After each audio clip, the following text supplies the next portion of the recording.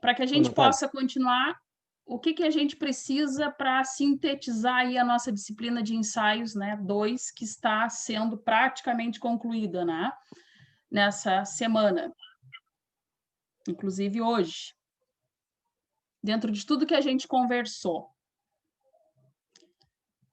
Na aula passada, a nossa última aula, o que nós trabalhamos? Nós conseguimos verificar ali como que são constituídos os materiais de cunho ferrosos, minério de ferro, né? Lembram? Sim, sim. Sim, né? Nós vimos lá que tais materiais, eles são a matriz, a gente chama lá de ferro, de minério de ferro, né? Aquela matriz é adicionado nela um percentual lá de fundente, que é o calcário. Depois, ela vai para um forno, né? Com outro elemento, que lá no final do processo, né, a gente tem aquela saída das impurezas. Então, vimos lá o processo do forno, né, como que ocorre, a fundição, né, aquele elemento que dava a estabilidade, porque a gente viu também que, às vezes, né, a gente necessita, para que se ligue a nossa matriz ao fundente, de um material intermediário. Como assim intermediário? Um material que tenha características químicas, né? E quando eu falo de características químicas, eu estou falando lá da estrutura cristalina do interior deste elemento, né? Para que ele possa, então, através daquelas ligações que ele tem, ele se compor, né, com a matriz e o fundente, fazer aquela agregação. Bom, como sabemos que um terceiro elemento, né, vai depender ali do que ele vai combinar, do que ele combina, né, com a nossa matriz e o nosso fundente, depois sai lá uma espécie de impureza, né, no final do processo de queima lá do forno. O que é aquela impureza?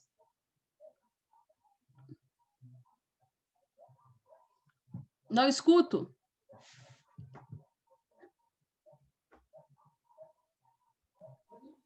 Pode falar, Fernando. A escória? A escória. O que significa a escória, a impureza? Significa que aquele material intermediário, né, que compôs a nossa liga, porque nós já estamos falando de liga nesse caso, né? Aquilo que não é necessário para que funda a matriz com o fundente, né? Vira escória, vira impureza. Então, fica somente o necessário para que se componha aquela junção. Bom, feito isso, o que a gente precisa verificar hoje? A gente precisa fazer uma análise hoje dos aços, né? Por quê? Porque na última aula nós verificamos lá tudo a respeito dos minérios, né? Vamos voltar aqui só para a gente ter a certeza. Né? Nós tínhamos que analisar aí aço e ferro. Então, nós vimos tudo lá referente ao ferro, né? Que era o que nós estávamos comentando agora, os tipos que tinham, né? As ligas que se formavam. Gente, só que eu não tinha feito gancho aqui, vou perguntar agora. O que significa uma liga, quimicamente falando?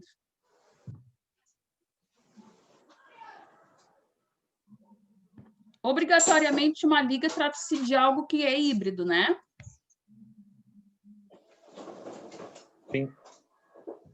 Sim. Então, por exemplo... Não escutei, Diego. Liga é quando tu mistura um material com outros. Isso. Por exemplo, se eu tiver o minério de ferro e não tiver a fundição dele, né, com calcário,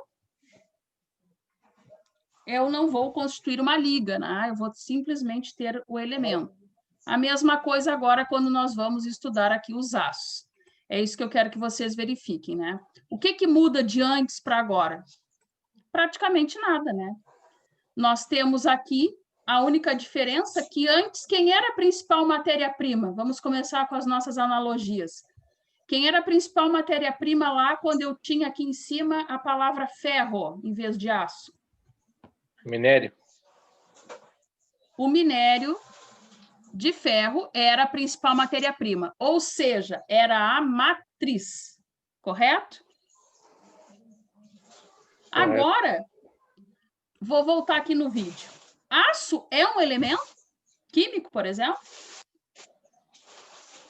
Sim. Sim.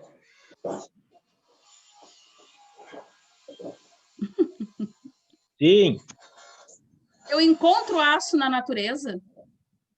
Não, aí não. Não. Não. Uma liga, é uma liga. É uma liga por completo. Esta é a principal diferença dele lá do ferro. Ou seja, o ferro, ele é um elemento químico. Eu encontro ele também, né, em outras situações como minério, né, na extração aí na natureza, né? E ele se fundido, né, com calcário, ele sendo a matriz, ele também se comporta como uma liga. Bom, o aço, ele não existe. Ele é aquele material que o homem criou, que o homem elaborou, que nós classificamos também lá quando fizemos as nossas classificações gerais, não é isso? Tudo aquilo que existia na natureza, né? Ele era um elemento, ele está de alguma forma. Se não, ele tinha lá uma classificação à parte. No caso dos aços, ele não se constitui na natureza. Eu não consigo, não é, ter uma extração de aço na natureza. Então, o ferro, vou sublinhar aqui, né, para que fique aí grifado, é a principal matéria-prima, né, dos aços. Então, tá aqui. O que é isso aqui? Uma fórmula química, né? Fe2O3. É um óxido, né, gente? Lembram que estudamos na aula passada? Aqui está correto os índices, né? Diferente daquela que eu tinha posto lá para vocês antes. Então, este elemento encontrado na forma de minério de ferro, né? Que seria lá a nossa matriz aí para os nossos aços. O minério deve passar por redução de ferro. O que é a redução, gente?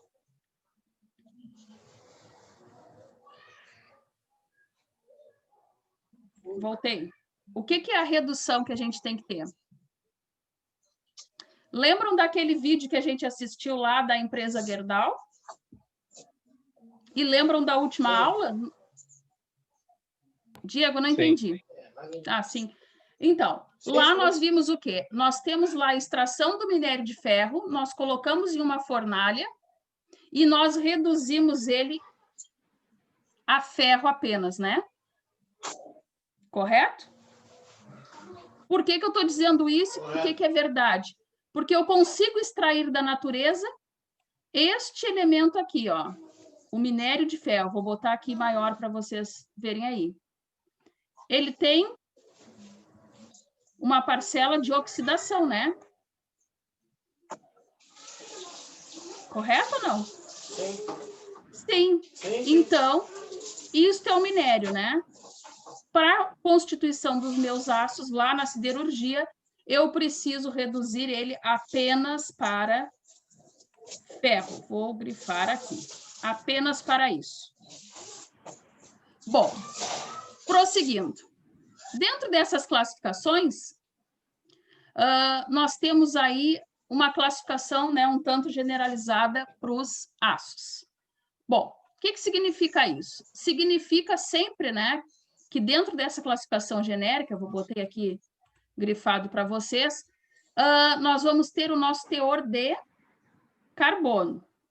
Gente, o que mudou lá de quando a gente estudou a respeito dos ferros para agora?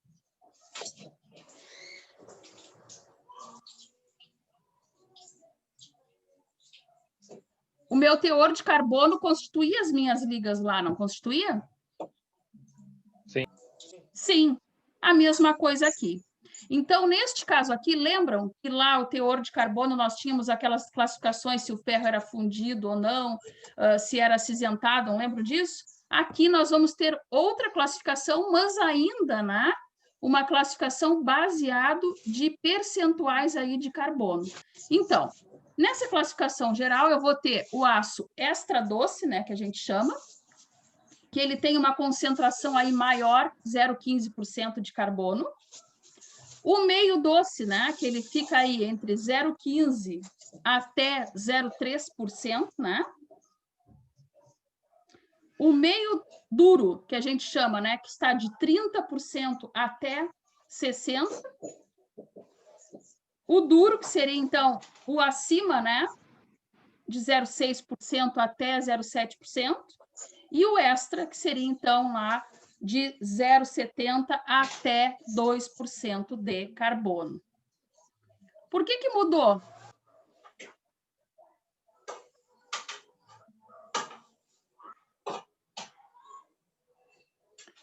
Por que mudou aqui o percentual de carbono? Quanto que eram os percentuais? Quando que eles começavam lá quando as nossas ligas lá com as ligas de ferro, o minério de ferro? A nossa relação era 2%, de 2 a 6,7%, né? Sim. Então, ali as nossas classificações ficavam, né? Quando eram até 2%, né? Quando eram de 2% a 3%. E aí, nós tínhamos lá tudo até chegarmos lá a 6,7%. Notem que aqui nós estamos tendo que inserir carbono, né? Antes. Vou voltar aqui para vocês entenderem do que a gente está falando. Notem que a minha classificação de 2% é o limite. E não mais começa em 2%, que nem era antes com as ligas de ferro. Por que isso? Porque como o aço não é um elemento, ele não existe, né, aí em abundância na natureza, eu não extraio ele de uma forma direta, né? Ele é criado, e ele é criado a partir de um minério de ferro, que já passou por aquele processamento, né? Qual o processamento que eu estou dizendo? Qual o processo? Aquele de pegar o minério, colocar na fornalha, né? Reduzir a ferro, aquele que nós vimos no forno. Então, ele já vem com um certo preparo. E, a partir disso, então, nós podemos inserir pequenas quantidades aí de carbono para dar, né, aí a ser suficiente de acordo com o que a gente necessita. Bom, prosseguindo. Quem é que classifica os aços? A ABNT, a ISI, né, e a SAI. Bom, gente, a ABNT, quem é? Associação Brasileira de Normas Técnicas. Perfeito. Ela é uma norma brasileira. Mas notem que aqui, né, nós temos mais duas normas. A ISI, né, e a SAI. Bom, uma norma aí americana, né, que certifica, né, a estrutura e a composição de carbono dos aços, né, e a SAI também é uma norma aí para engenharia. Bom, gente, o que eu quero dizer para vocês? Esse percentual não pode ser modificado. Se eu vou constituir um aço doce, eu tenho que ter aquela consciência de que ele tem que ter de carbono 0,15%. Então, essas normas, né, nos certificam que isso acontece. O que eu quero dizer também para vocês com isso? Que, à medida que eu constituo um aço aqui, por exemplo, no Rio Grande do Sul, e vou fazer uma exportação, se eu sigo padrões, eu garanto o quê? Que ele chegando lá na Índia, vamos supor, ele vai chegar de que modo? Um ácido doce. Um aço doce de 0,15, né, de constituição de carbono. Então, a nossa legislação, ela serve para isso. Temos a ABNT? Temos, porque, afinal de contas, né, quando se trata de...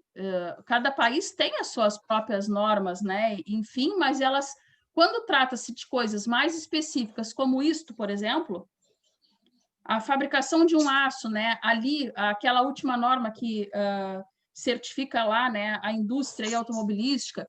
Então, a gente precisa ter uma certificação de que valha não só para nós aqui, mas como em qualquer parte do mundo. Ou seja, vou mostrar para vocês aqui uma tabela. Estão enxergando a tabela? Sim. Sim. Solicito a todos que tenham boa memória para decorar para a prova, pode ser? Bomba. Caramba. É brincadeira. Eu não vi tabela nenhuma. Eu não vi viu? tabela nenhuma. Ah, pois é. Não tá aparecendo para mim, não tá aparecendo. Então, olha aqui. A nossa tabela ela está designada, né, ela está constituída de acordo com duas normas. A SAI, né, que é aquela associação ali de engenharia, e a ISI. Dentro dessas classificações, nós temos aqui, por exemplo, 10xx, segundo a norma SAI. O que significa o meu prefixo 10? Como é que eu interpreto essa tabela?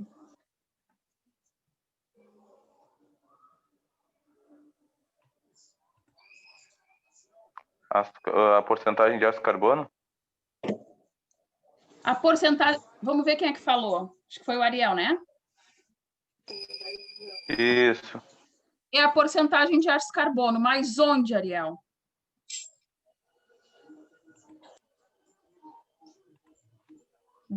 É o material, não? Hã? No caso, seria 10% no material, no caso... Ao contrário. 10% só de carbono, o resto seria de outro componente. Tu tá certo, só que é o contrário que eu tô dizendo, tá? Gente, o prefixo, o que é o prefixo? Os números que vocês estão vendo aqui. Não me importa se eu estou classificando pela SAI ou pela outra. O prefixo indica que eu tenho um aço carbono, um aço níquel, enfim. Então, por exemplo, este 10 significa, quando eu vou achar, por exemplo, aço 10.020.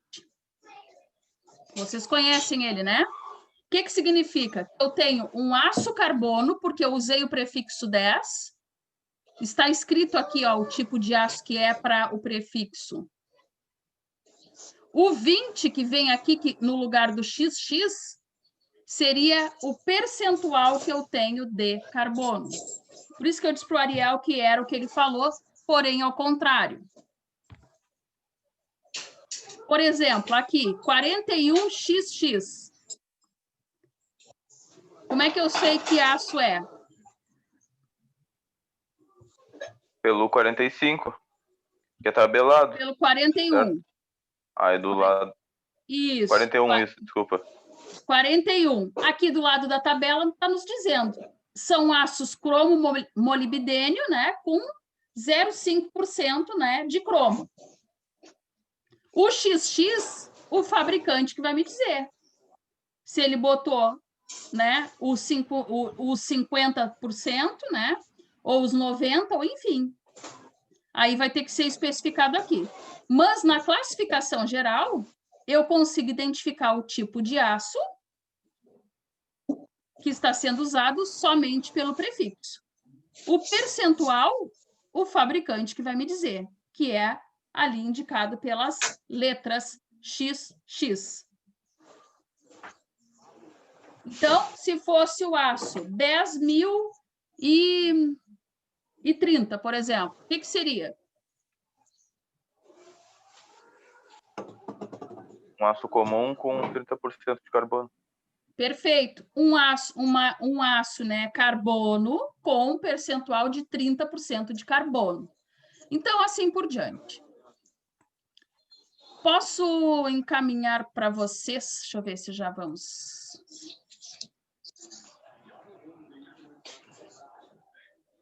Vamos ver mais um pouco aqui. Ô, Viviane, O percentual de carbono ali é depois da vírgula, né? No caso é 0,30. 0,30% de carbono. Isso. Isso aí. Sim. Eu não sei se eu estou dizendo correto no que está me perguntando, né? Sim, está correto. Tá? Ok. Bom, gente, eu vou enviar aqui para vocês um vídeo sobre como faz o processo de produção dos ácidos. Posso? Claro que sim. Que aí a gente... Bom, o que nós assistimos no vídeo? Ali, de uma maneira mais ampla, o que nós já estávamos, né, conversando. A importância que tem, né, da normalização das coisas para que tudo que aquilo que a gente possa confeccionar aqui, né, ou então que saia daqui em formato já de algo pronto, que em outro setor, outro lugar qualquer, a gente tenha lá o mesmo entendimento dos percentuais de cada elemento. O que nos mostrou ali, gente? A tabela, né? Precisamos decorar tudo aquilo que nem eu brincava com vocês? Não. Não. Óbvio que não, né? Até porque nós temos aços, né, de diferentes modos de composição, assim como os ferros também. E outros, né? Então, nós temos normalmente um catálogo, né? Ali ele mostrou um catálogo, né, pronto daquela escola. Nós temos as normas, que é um bom roteiro, né, para que a gente possa se guiar, e catálogos também de empresas aí, fabricantes, né, de determinado tipo, como a Gerdau, por exemplo. Então, frisando, aqueles percentuais, né, que as letras nos indicam, são o que nós temos ali de carbono dentro da nossa liga, né, da nossa constituição. Outras tabelas podem ser até mais amplas, como as do ferro, mostrando também o percentual de impureza, né, que seria aquele outro elemento, que é 1%, né? Ali também é citado, também consegue se identificar. Uma coisa importante, né, que a gente viu ali na questão do ferro fundido, eles são classificados não só quanto ao teor de carbono na constituição da liga, mas no que mais? Como é que é a classificação deles? É igual àquela tabela que eu mostrei aqui para vocês? Propriedades mecânicas. Isso, né? Eles não têm este formato, né? Eles têm mais propriedades mecânicas, né? Relacionadas àqueles ensaios físicos que a gente já vem falando aí ao longo, né? E que a gente vai conversar melhor amanhã. O que significa isso? Significa que o ferro e o aço, quando eles são medidos, né? Quando eles são verificados, um está relacionado lá à sua resistência. E quando eu falo disso, eu falo, né, das propriedades físicas, né, da sua resistência mecânica como um todo. Aí entra tudo aquilo que a gente viu, né? Plasticidade, ductilidade, tudo, né, englobado. E um aço, não. Um aço ele é medido apenas com o seu teor de carbono, que dá ali a confecção né, daquela liga. Ou seja, um é medido de acordo, né, ao aspecto físico e o outro com aspecto químico, propriamente dito. Por que o aço só é preocupação, é só no aspecto químico? Porque como a matriz dele é quem? É o ferro fundido, né? É o minério de ferro, desculpem, né? Então, já está inserido, né, dentro do contexto ali, as suas propriedades aí de resistência mecânica, né, como matriz. Então, ele, né, é feito com outras características. Lá na tabela, a gente viu, né, por exemplo, os FCs, né? FC 100. O que significava lá?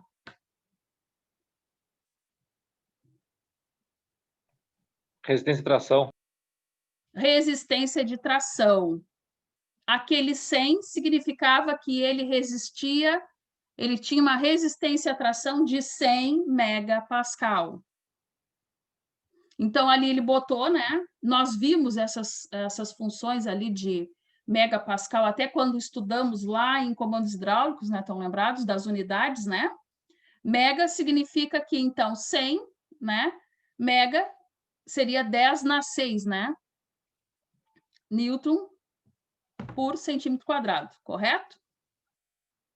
Então, aquilo é o que aquele corpo, né, consegue ter de solicitação, né, de resistir mecanicamente, né, por aquela espessura ali.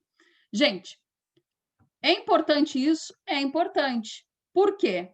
Porque depois, né, nós precisamos compreender bem quais são as divisões, aonde eles se dividem e aonde eles se equivalem, né, para que a gente não erre isso. Outros tipos de ferro que não é o cinzento, né, é medido não só a resistência dele, como também que taxa, que é colocado junto ali na classificação da tabela.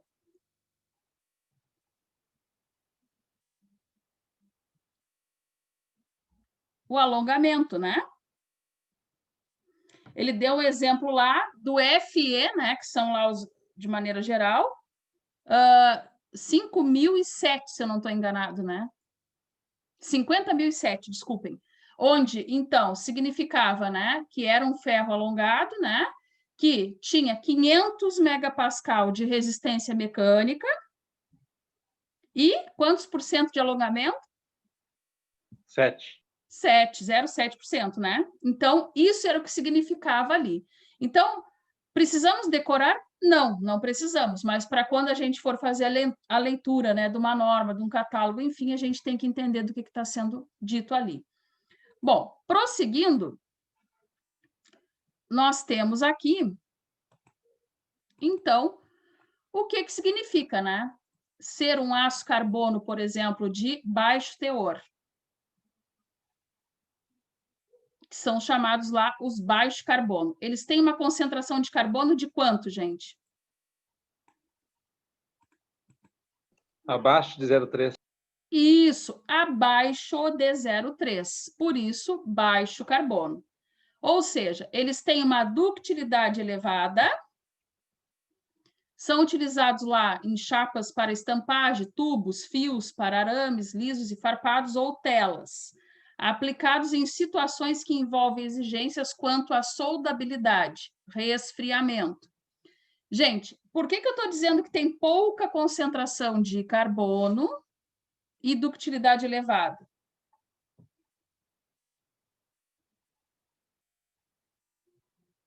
Nós vimos isso na última aula. Hã?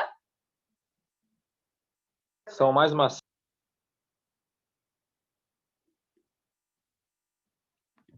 Então, né, eu tenho uma baixa concentração de carbono, né, que na sua origem, né,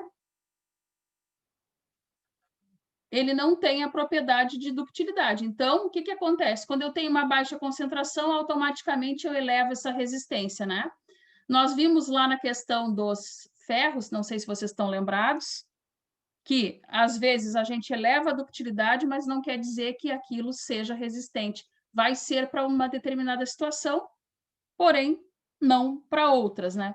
Então, nesses casos aqui, a gente tem aí, né, uma elevada ductilidade, mas essa baixa concentração de carbono, apesar dele ser resistente, né, porque isso que está dito aqui da ductilidade está significando isso, né, eles aí são facilmente moldados, né, porque imagina, arames lisos e farpados, telas, né, são materiais que tu tem dificuldade de fazer dobraduras ou coisas assim? Não, né? Não. Não. Então, eles têm aí uma maleabilidade, que foi o que a gente viu na última aula. Apesar de elevada resistência, né, de ductilidade elevada, a maleabilidade é boa, né? Eles também são aí bem sensíveis, por assim dizer, né?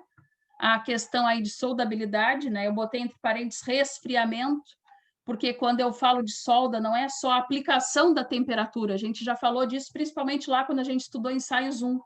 Não é só quando a gente insere temperatura através de uma solda, de um corte, mas sim também como a gente resfria.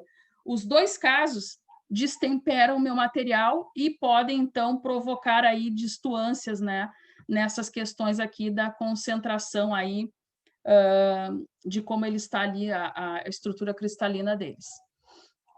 Posso prosseguir? Então, ainda, né, os baixos carbono, eles vão ter lá baixa resistência, né, e dureza, e alta tenacidade e ductilidade. Aqui, parece sempre dual quando a gente fala, mas não. Lembram lá do exemplo que a gente fala do copo? Dos copinhos, que a gente já virou um clássico para nós aqui? Então, é a mesma coisa, né? Às vezes, ter uma baixa resistência não significa que ele não tenha ductilidade. Isso é o exemplo do copo lá de vidro. Ele é bem dúctil, né? Porém, ele tem pouquíssima resistência ao choque. O copo plástico já é o contrário. Ele tem uma, né, uma ductilidade pequena, mas ele resiste melhor, né, ao choque, por exemplo. Então, isso tudo vai depender e vai variar de acordo aí com a nossa situação. Eles são usináveis e soldáveis, né? Baixo custo de produção. Claro, né, gente? Porque aqui, né, tem uma concentração baixa aí de carbono, isso também facilita, né, o processo aí de obtenção. Aqui diz que geralmente esse tipo de aço não é tratado termicamente. Por quê? Por causa, né, das características aí que já foi grifada, né? A concentração baixa, né, nos possibilita esse tipo, né, de resistência e dureza versus aí tenacidade e ductilidade. Então, tratamentos térmicos, né, não são muito eficazes para esse tipo aí de aços, né, com esse tipo de concentração. Ok?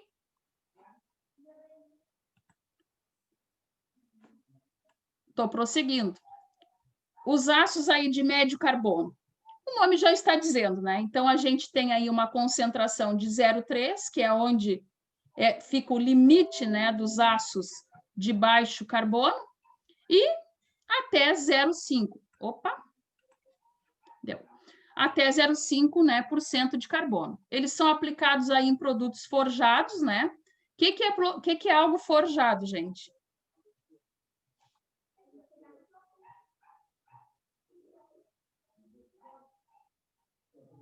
Que nem as ferramentas rudimentares, né, que a gente vê. Forjado, né? Aquilo que tu tens uma camada de lâmina, uma segunda, né, e assim por diante. A gente viu isso lá quando estudou ensaios 1, a história, né, da metalografia, que começou lá com espadas, né, que eles começaram a fazer catálogos, enfim, e até nas obtenções do corte. Então, a gente consegue ver aí se o material tem uma origem forjada, laminada, enfim, né. Os forjados são esses, né, que têm por característica a introdução de temperatura a fim de que possa fazer a junção, né, do material, a dobradura, enfim.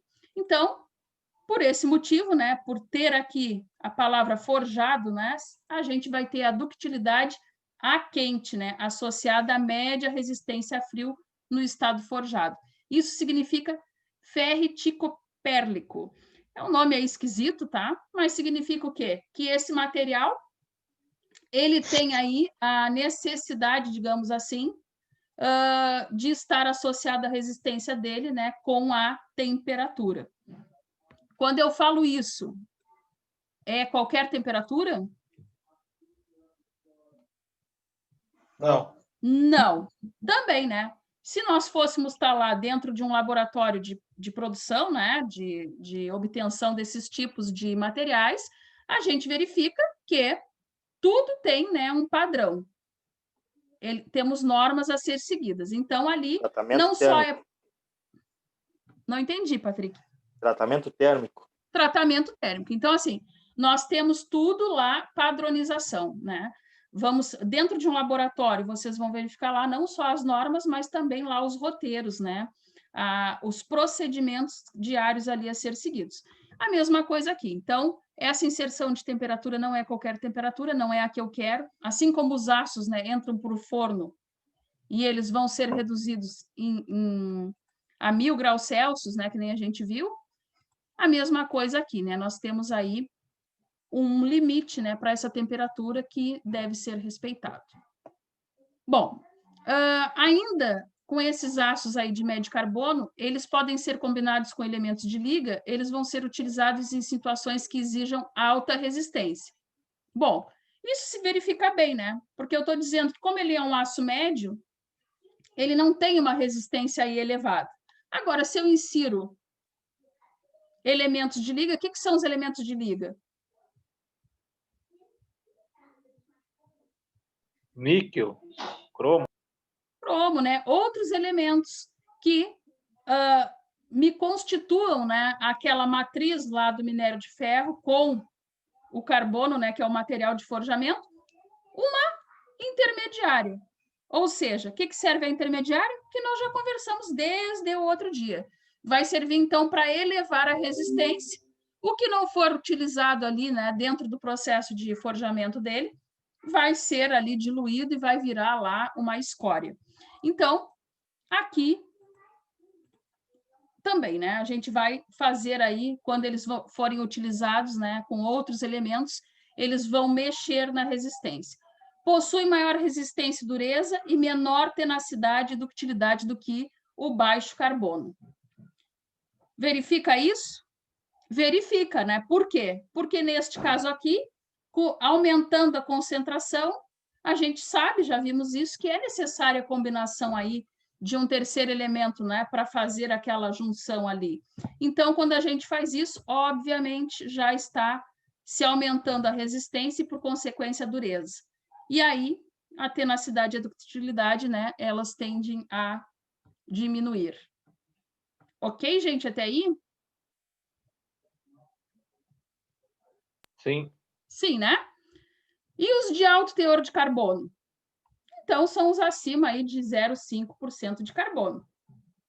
Aonde eles são utilizados? Lá na construção civil, né, principalmente. Então, em situações que vão exigir aí elevados limites de escoamento, tais como molas, vergalhões de concreto, enfim. O alto limite de escoamento, ele vai ser obtido mediante o encruamento. E é o de maior resistência e dureza. Então, esses aços aqui, né, esta elevada concentração de carbono, quanto maior eu concentro o carbono, né, na minha matriz lá, minério de ferro, sempre eu vou estar aumentando a resistência. Então, por isso que os de alto teor sempre vão ser aqueles aços aí que exigem solicitações maiores, né? Principalmente lá na construção civil, vergalhões, por exemplo, estaqueamento, né, que normalmente é feito lá com vergalhões. Quais tipos de ação?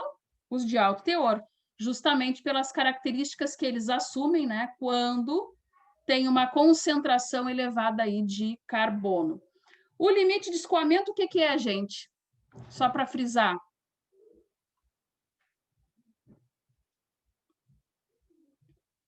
Lembram que a gente tem, né? Já vimos. Pode falar, Fernando. Ele começa a se deformar, né? Isso, o escoamento é isso, né? Isso. Então, ele vai ter lá aquela curva, né? Ele tende a ter uma resistência à solicitação e depois ele declina. Então, isto é o limite de escoamento. Só para ficar aí bem grifado, né? Então, ele é obtido através do encruamento. O que é o encruamento? Que nós vimos lá numa das, acho que aí na antepenúltima aula, talvez, que a gente viu, né? Que a gente poderia ter por dois tipos, lembram? Pelos processos frio e quente. Estão lembrados? Sim. Então, esses aços ainda apresentam menor ductilidade, com isso, né? Eles deformam sem romper.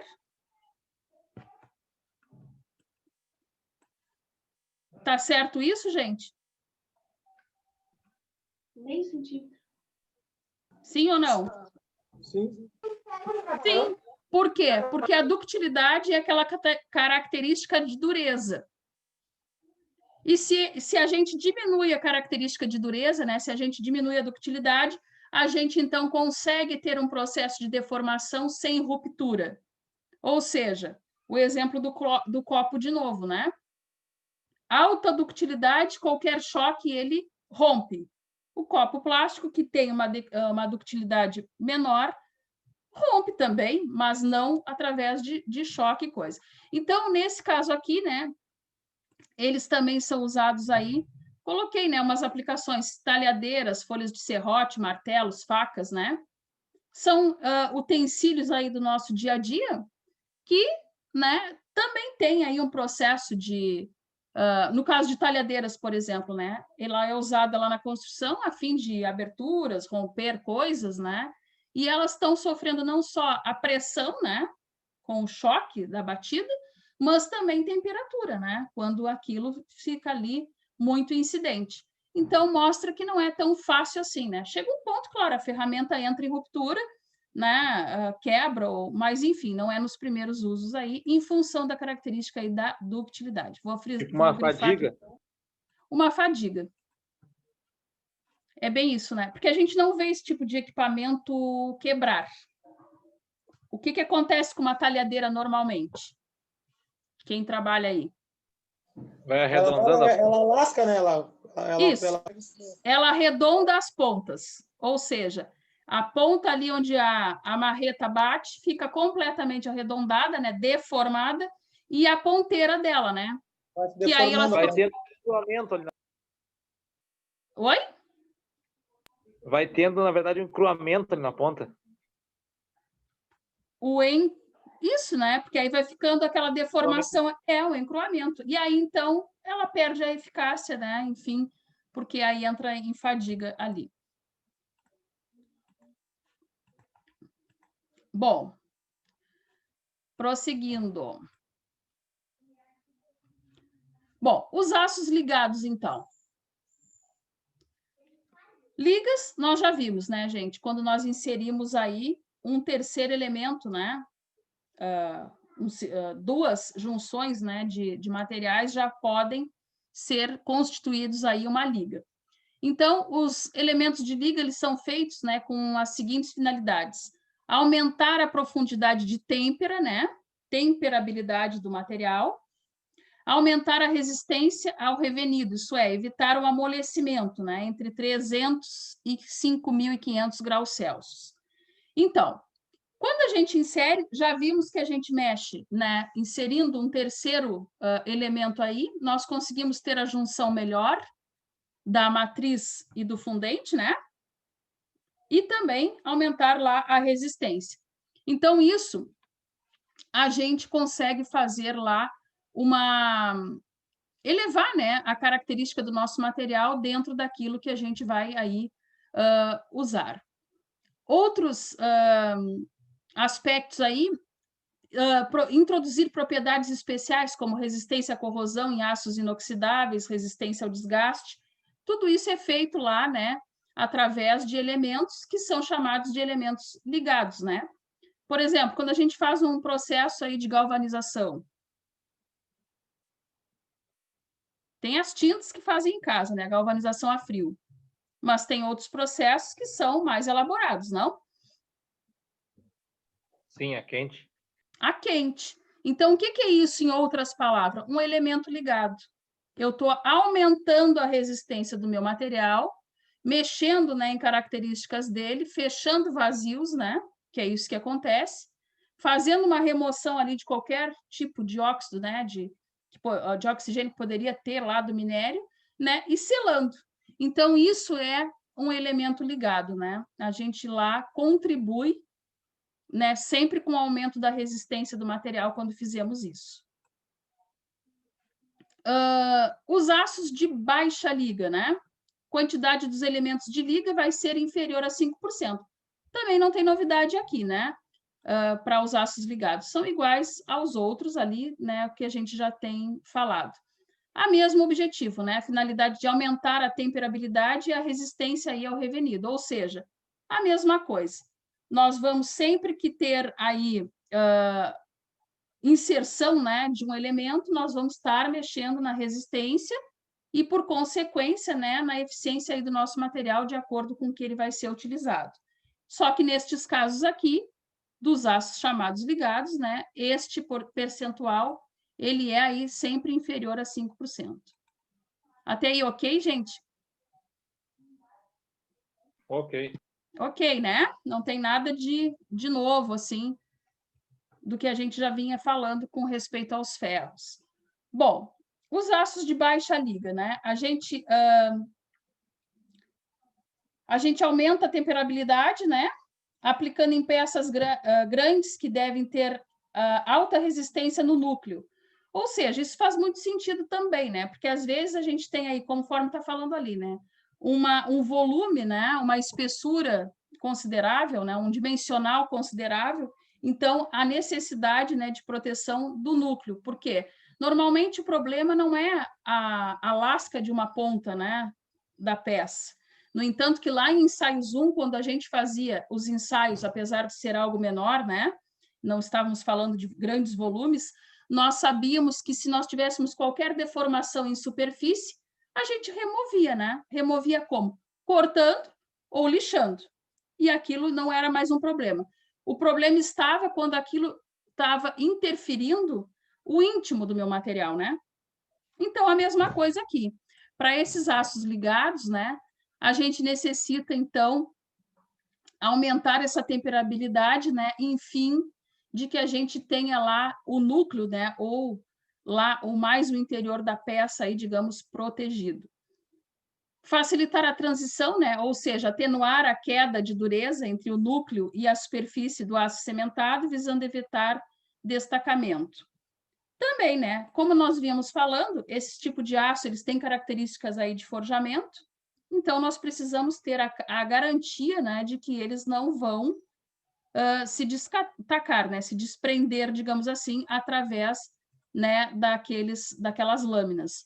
Então, a gente consegue, né, atenuar essa queda aí de dureza, porque a gente já viu, né, que quanto mais a gente tem ali, mexe, né, na resistência, se a resistência diminui, a gente eleva a dureza. Neste caso aqui, a gente precisa que essa dureza diminua.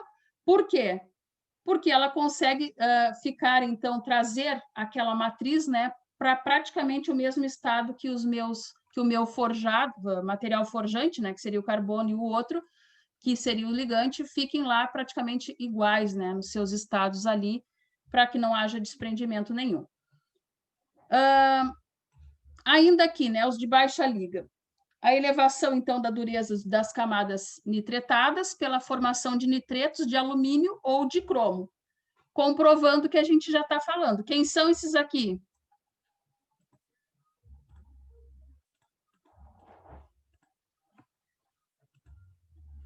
São Aqueles, aquelas né, impurezas adicionadas, né? Exatamente, as impurezas, porque eu estou dizendo que eu preciso diminuir aquela concentração de ductilidade, né?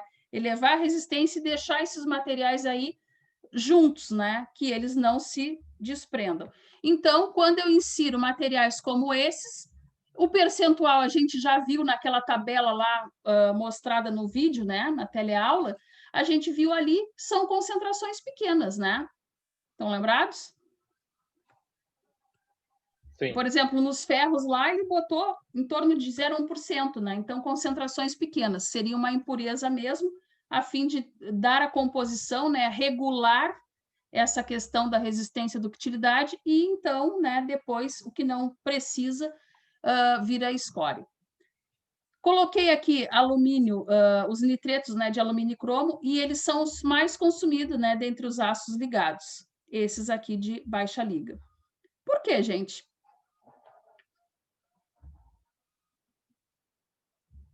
Pelo que a gente já viu, né, ali, pelas características, como eles se comportam bem na maioria das situações, né? Eles ganham bastante mercado, as concentrações também são consideráveis, cromo, nitreto também, quantidades, né, aí, concentrações pequenas. Então, a gente sabe sempre, né, já falamos isso lá nos ferros, vamos repetir de novo. O que define, né, um material estar no mercado aí como eficiente? A abundância que ele tem de matéria-prima para sua fabricação, né, para sua obtenção, e a eficiência dele lá no nosso projeto, né, lá na execução das coisas. Então, a relação disso, né, a junção disso, faz, então, com que eles sejam aí mais aceitos ou menos, né, dentro do nosso cotidiano. Neste caso aqui, os de baixa liga, eles são aí, né, bem aceitos, são os mais consumidos em função de tais características.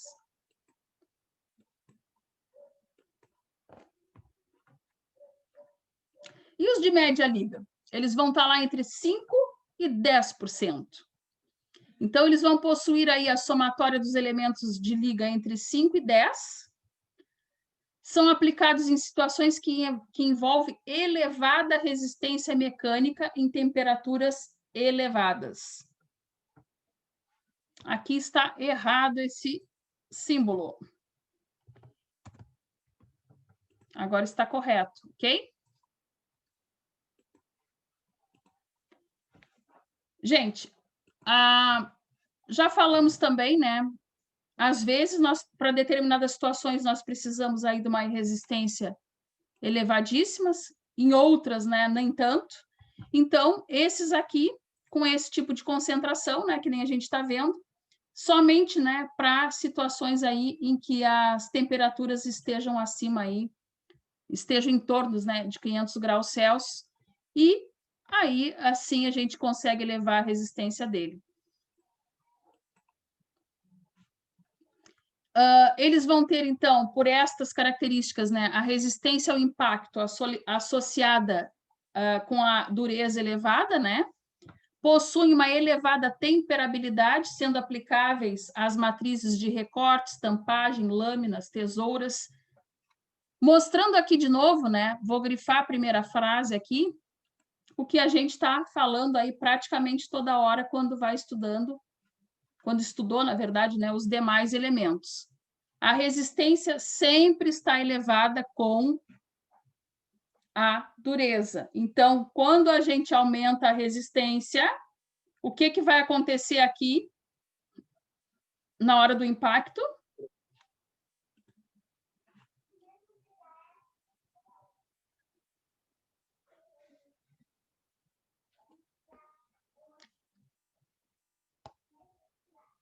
Nada. Eu não quero, porque aqui, neste caso aqui, né, é uma característica dele, né? Ele é preparado para controlar a resistência aí de impacto com a dureza, né? Porque vimos o quê? Quanto mais a gente concentra, né, material, elemento, mais a gente eleva a resistência. E isso a gente mexe também com a ductibilidade do material. Então, neste caso aqui, ele está sendo, né, a inserção dos ligantes aí para atenuar isso, né? Então, eles têm, em função, né, destas concentrações aqui de 5% e 10% aí, eles servem apenas, né, para matrizes aí de recorte, estampagem e lâminas, né? Então, não são aços aí, né, que utilizados, digamos, né, em outros tipos de, como matéria-prima, né, de outros tipos de projeto. E os de alta liga? Então, tá aqui, ó, os percentuais, vamos ver aqui. É maior do que 10%. Eles têm uma elevada resistência à oxidação, elevada resistência mecânica e ao desgaste, sendo aplicáveis para matrizes de forjamento e estampagem. Perfeito, né?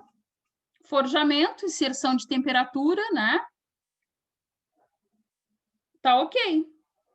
Quanto maior, né, a resistência que ele possa adquirir, mais ele resiste, não é isso?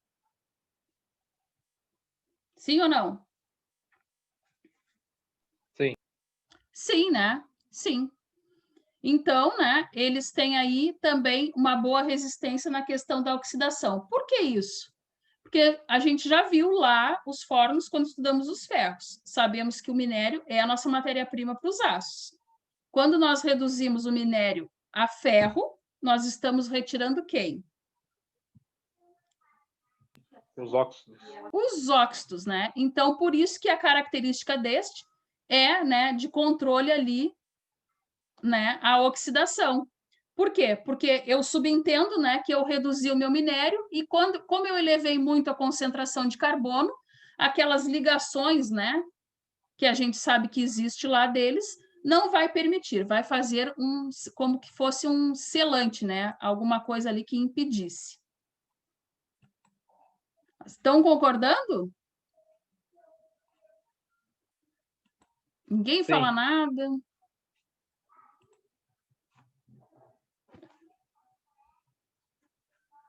Concordam com